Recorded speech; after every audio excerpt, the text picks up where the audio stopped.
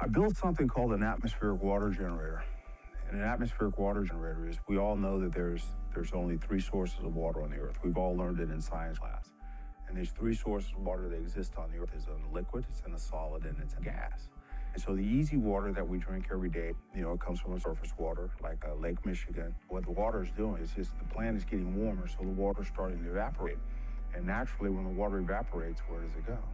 It just goes into the air. If you have a glass of water in a room, it evaporates, it's in the air in the room.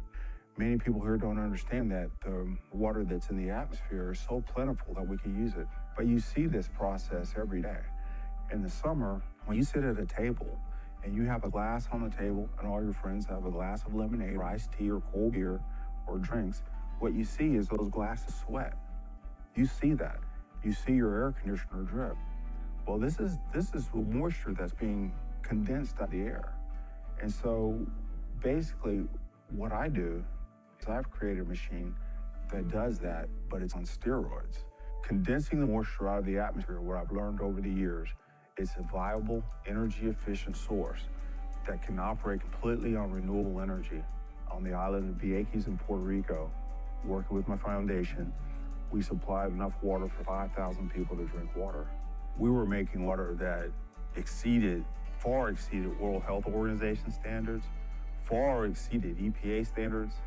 Right now, what I've been doing is I've been working with the military, and so they have it for their mobility needs. So when the military pulls into an area, one of the problems they had is that when you fly in water in a large military aircraft after a disaster, it takes up the entire plane because water is heavy. With this technology, what it allows for the user to do is to have a system in place that produces the water as the people need it continuously, and it frees those planes up to do something else. You saw in Katrina that people were standing out, there were signs needed water. If they had this machine during Hurricane Katrina, all they would have to do is pull it out, turn it on, and they would be producing water at that spot at that time. So right now today in California, in these areas where they're running short of water, this is a technology that has a place and a home right now today. I started doing this in 2012, doing my first steps of trying to tell everybody that the Chicken Little thing, that the sky was falling. And today, we've reached that place that I was talking about then. So I'm working with a town right now in Texas called Sand Branch. This town, Sand Branch, it has absolutely no drinkable water. The water in the wells is even contaminated. So this is one of many towns, thousands of towns around the United States, that have lost their water supply or their water supply is contaminated as the planet warms up. So this technology, operating in a higher temperature, high humidity environment, has the capability to actually produce all of the water that these communities need. When I came up to Chicago, when I moved the process from Texas to here, there's a huge amount of support here for the Ukraine. And people kept asking me, so will this work in the Ukraine? People kept sending me emails, what can you do for the Ukraine? And I said, well, the machine, it'll work anywhere. I was watching and reading some newscasts. And where was the place where everybody was huddling? They said they were huddling in the basements.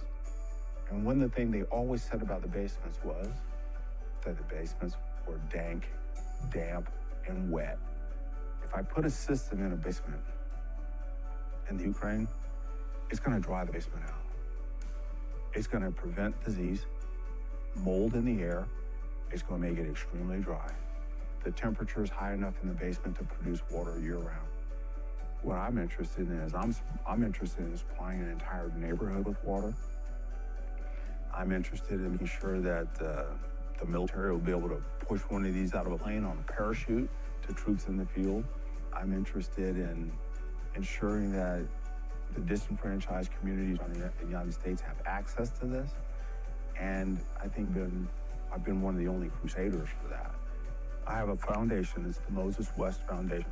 All you have to do is just go to the Moses West Foundation, click on the donate link, and donate whatever you would like to donate.